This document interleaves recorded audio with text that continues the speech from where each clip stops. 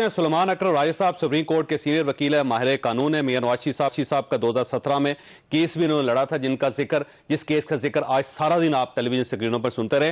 राजा साहब, आपका बहुत बहुत शुक्रिया। फरमाइए sir, supreme court of Pakistan ने फुल कोर्ट की तो दरख्वास्त मुस्तरद कर दी है, अब जाहिर है बड़ा लिमिटेड सी खिड़की रह गई है, तो अब गवर्नमेंट के पास क्या क्या ऑप्शन बचते हैं?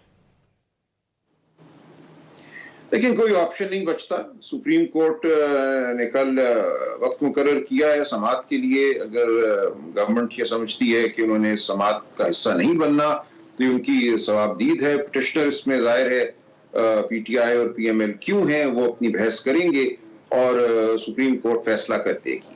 लिहाजा अब यही रास्ता है गवर्नमेंट या पीएमएलएन या पीडीएम की जमातों के सामने कि या तो वो जाकर भरपूर बहस करें या जैसा कि आज उन्होंने एक इंदिया दिया कि वो मामले का बॉयकॉट कर दें और फैसला उनकी गैर हाजिरी में हो जाए। फैसला बहरहाल होगा और अब ये फैसला जो भी होगा गवर्नमेंट को उसे एक्सेप्ट करना पड़ेगा। आप ये गवर्नमेंट ये नहीं कह सकते कि हमने बाइकआउट कर दिया था, हमने अपने वकलाओं को वापस बुलवा लिया था, अब हम अदालत की कार्रवाई से इत्तफाक नहीं करते या हम इस फैसले को नहीं मानते। नहीं, ऐसे नहीं हो सकता। देखिए, ये तो नहीं हो सकता ना कि अगर वो ये कहते हैं कि परवेज इलाही साहब वजीर आला मुंतखब हो गए हैं, चौधरी शुजात को कोई इख्तियार हासिल नहीं था वो खत लिखने का, लिहाजा जो 10 वोट मुस्तरद हुए वो मुस्तरद नहीं होने चाहिए थे। तो उसके बाद जाहिर है वजीर आला परवेज इलाही साहब को बनना होगा और उनके इख्तियार को मानना होगा। ये तो मुमकिन नहीं है कि अदालत उज़्मा के फैसले के बरखिलाफ कोई कहे कि नहीं मैं ही वजीर आला हूँ। तो इसलिए फैसला तो जाहिर है माना जाएगा, उसका इतलाक होगा। लेकिन सर, आज जो अदालत के अंदर जो कुछ होता रहा आपके सामने है, वहां पे गवर्नमेंट के वकला ने, बल्कि इरफान कादर साहब ने जो हमजा शहबाज साहब के वकील ही हैं, उन्होंने वहां पे खड़े होकर ये कहा, इरफान कादर साहब ने, कि इन 3 जजेस के बारे में जिसका बेंच है जिसमें आप लोग शामिल हैं, अब बहुत एतराज किया जा रहा है सोशल मीडिया के ऊपर, मीडिया के ऊपर, तो ये चीज दुरुस्त नहीं है, लिहाजा इसको अब एक बड़ा बेंच ही जाके इस इल्जाम को कवर कर सकता है। तो जब ये इल्जाम लग जाए सुप्रीम कोर्ट ऑफ पाकिस्तान के ऊपर, तो फिर उसके बाद क्या कोई इखलाकी जवाब बचता है जजेस का? देखिए, इल्जाम लगाना भी एक बहुत बड़ी बात है।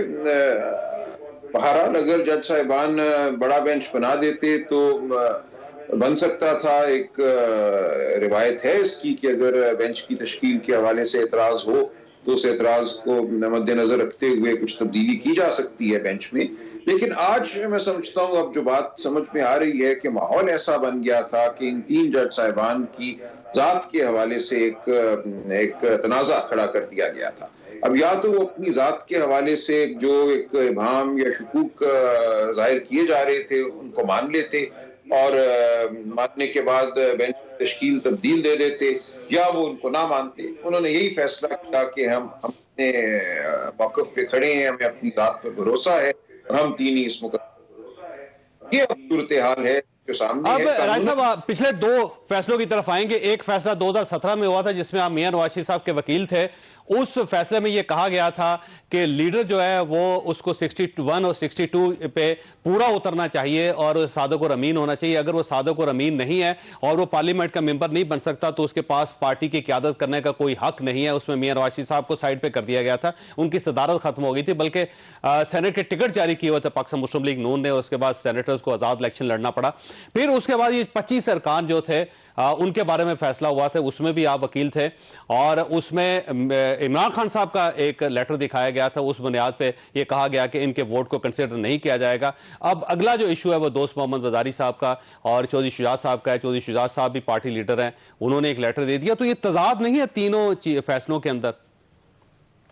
जी, मैं अर्ज करता हूँ, जो 2017 का फैसला है जिसमें मियां नवाज शरीफ साहब को पार्टी सदारत से हटाया गया, उसमें ये कहा गया कि चूंकि पार्टी हेड जो है, पार्टी का सदर जो है बहुत कलीदी अहमियत का शख्स होता है, इसलिए अगरचे आइन का आर्टिकल 62-63 जो है वो मेंबरान पार्लियामेंट के लिए मुख्तस है, लेकिन हम उसकी जो शकें हैं उनका इतलाक पार्टी के ओहदेदारान पे भी करेंगे।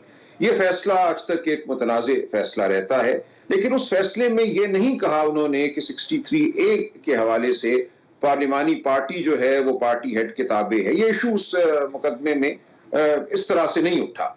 उस मुकदमे में 63A का जिक्र है, पार्टी हेड का रोल चूंकि 63A में इस हद तक तो वाज़ेह है कि जब पार्लिमानी पार्टी की हिदायत की से रूगर्दानी होती है तो फिर पार्टी हेड ने रेफरेंस भेजनी होती है स्पीकर को, स्पीकर के जरिए इलेक्शन कमीशन को। तो इस हवाले से पार्टी हेड की अहमियत तो जाहिर है, लेकिन वहां यह मामला नहीं था कि क्या पार्टी हेड का फैसला पार्लिमानी पार्टी पर मुकदम है और उन पर हावी हो जाता है। तो ये मामला उस मुकदमे में नहीं था, ना इसका फैसला हुआ। इसलिए जो उमूमी एक गुफ्तगू उस मुकदमे में है कि पार्टी हेड अहम शख्सियत होती है, वो तो जाहिर होती है, उससे तो किसी को इनकार नहीं है। लेकिन अगली आप देखें सर, जो 25 अरकान को डी सीट किया गया था वो भी जाहिर है उसमें भी आप वकील थे और उसमें हवाला यह दिया गया था कि इमरान खान साहब पार्टी हेड हैं और उन्होंने जब खत लिख के अरकान से ये कह दिया था कि आपने इस उम्मीदवार को वोट डालना है, तो जब उन्होंने एनराफ किया तो अब वो अपनी सीट के अहल नहीं रहे, तो उसमें पार्टी हेड इंपॉर्टेंट था। अब चौधरी शुजा साहब भी पार्टी हेड है, लेकिन यहां पर कहा जा रहा है कि पार्लिमानी लीडर जो फैसला करेगा वो सब कुछ होगा। ये देखिए, थोड़ा सा फर्क ये है कि इलेक्शन कमीशन के सामने मुनहरिफीन की तरफ से हमने ये मौकफ लिया कि पार्टी हेड को कोई इख्तियार नहीं है खत लिखने का। 63A में फैसला पार्लिमानी पार्टी का होना चाहिए, लिहाजा जो असद उमर साहब ने खत लिखा जिसमें उन्होंने पार्टी हेड के फैसले का जिक्र किया, ये बिल्कुल गैर मौसर और कलदम खत है। इसके जवाब में पीटीआई के वकला ने हमारी बात की तायीद की, माना कि पार्टी हेड का कोई इख्तियार नहीं है और उन्होंने ये कहा कि दर हकीकत पार्लिमानी पार्टी जो थी पीटीआई की पंजाब असेंबली में, ये उसका फैसला था। असद उमर साहब ने इमरान खान साहब के हवाले से उस फैसले का अयादा किया था और उन्होंने मिनट्स पेश किए 2 मीटिंग्स के, 1 अप्रैल और 5 अप्रैल की पार्लिमानी पार्टी मिली थी, ये फैसले हुए थे और उन फैसलों में यह शामिल था कि परवेज इलाही साहब को वोट देना है।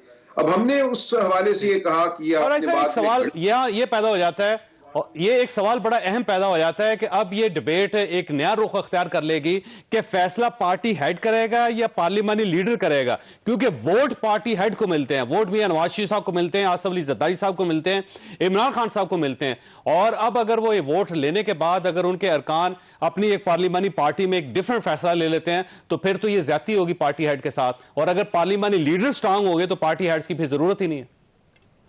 देखिए, पार्लिमानी लीडर का तो कोई रोल नहीं है, वो 18वीं तरमीम से पहले होता था। 18वीं तरमीम में पार्लिमानी लीडर का तो लफ्ज अब 63A से निकल गया है।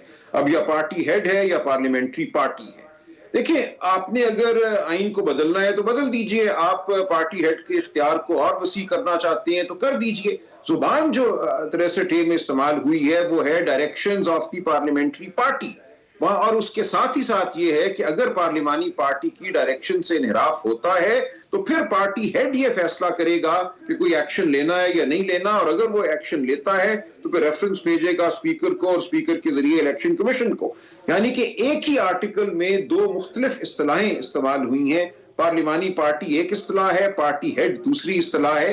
ये हमारा बुनियादी एक उसूल है आइन को पढ़ने का कि जब 2 मुख्तलिफ इस्तिलाहें इस्तेमाल हों तो उनके मतलब भी मुख्तलिफ होते हैं। ये नहीं कहा जा सकता कि पार्लिमानी पार्टी का मतलब भी दर हकीकत पार्टी हेड है या पार्लिमानी पार्टी पार्टी हेड के ताबे है। आइन बनाने वाले यही लिखते थे अगर उनका मकसद ये होता 63A के दोनों हिस्सों में, चूंकि 2 हिस्से हैं 63A तो इसका मतलब आइन के अंदर कंफ्यूजन है। इसको जाहिर सुप्रीम कोर्ट इसको मसले को हल नहीं कर सकेगी, अल्टीमेटली पार्लियामेंट में ही जाना पड़ेगा।